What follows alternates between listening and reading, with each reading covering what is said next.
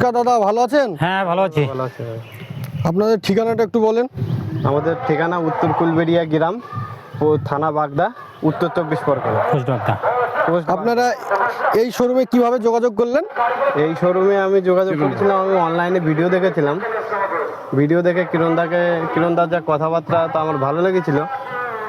তারপরে কিরণদার ওখানে দেখি কিরণদার নাম্বার দেওয়া আছে, সেই নাম্বারে কিরণদার সাথে আমি যোগাযোগ করি। কিরণদার সাথে কথা হওয়ার পরে তারপরে এই গাড়িটা নাম অনলাইনে বুকিং করেছিলেন না শোরুমে গিয়েছিলেন? অনলাইনে বুকিং করি। কত টাকা বুকিং করেছিলেন? 3,999 টাকা।